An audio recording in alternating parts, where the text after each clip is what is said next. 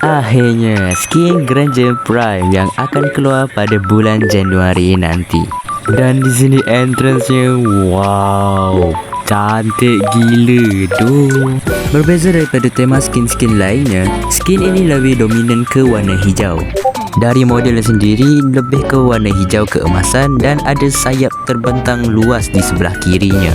Ini efek basic attack dia, ada efek-efek pelanginya dan aku sukakannya. Ini adalah efek skill satunya. Well, tak boleh diragu-ragukan lagi, efek dari skin ni betul-betul tebal. Ni efek skill 2 dia. Akan ada sebuah naga yang mengikuti Granger.